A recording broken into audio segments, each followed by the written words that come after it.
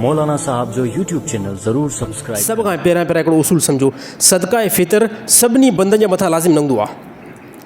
सदका फ़ितर सभिनी मुस्लमान जे मथां लाज़िम न हूंदो आहे। हा, उन बंदे जे मथां लाज़िम आहे जंहिंजी मिल्कियत में, जंहिंजो बैंक बैलेंस में या जंहिंजे सामान में ज़रूरत खां अलावा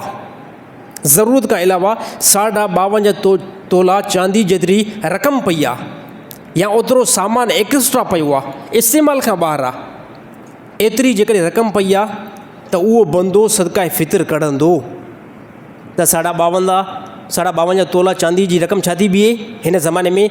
तक़रीबन मां सम्झां थो 2.25 लख बीहे थी। 2.25 लख जेकॾहिं कैश पई आहे, 2.25 लख जी जेकॾहिं सामान पियो आहे जेके मुजीब रहमान इस्तेमालु नथो करे, मोटरसाइकिलियूं 2 आहिनि, हिकिड़ी 1250 घर में बीठी आहे, उनखे मां हलाईंदो ई न आहियां, ख़ाली एक्स्ट्रा बीठी आहे, ऐं हिकिड़ी मुंहिंजी लोकल मोटरसाइकिल आहे जंहिंखे मां हलाईंदो आहियां। त शरीयत ॿुधायो जेकी मोटरसाइकिल एक्स्ट्रा बीठी आहे, जंहिंखे तव्हां यूज़ ई नथा कयो, इस्तेमालु बि नथा आणो, उन जे अंदरि ज़कात थींदी, उन जे अंदरि सदका फ़ितर थींदो।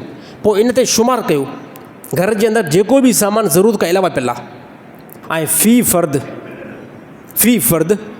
2 किलो कणिक जे एतबार सां सदका फ़ितर कंदो। घटि में घटि उनजी रक़म मां सम्झां थो मौजूदा असांजे 2025 में 160 बीहे थी। एहतियातन फ़ी फ़र्द जे मथां 200 रुपया काउंट कंदा वञो। पोइ उनजे अंदरि नंढा तव्हांजा ॿार आहिनि, तव्हांजी घरवारी आहे, तव्हां वॾा भाउ आहियो, तव्हांजा नंढा भाइर आहिनि, या पीउ आहे, सॼो कंट्रोल घर जो पीउ जे हथ में आहे, त अबो ई कंदो फ़ी फ़र्द जे मथां 200 रुपया। ॼणा कंहिंखे इहो बि मसइलो आहे, ॼणा आहिनि रिश्तेदार जेके क़रीब आहिनि, मुस्तहिक आहिनि, जंहिंखे खाइण जे लाइ पैसो न आहे, लिबास पाइण जे लाइ पैसो न आहे, उन्हनि खे ॾींदव। पोइ जेकॾहिं तव्हांजी भेण आहे, शादीशुदा आहे, उनखे ग़रीब आहे, उनखे ॾींदव त बि दुरुस्त आहे।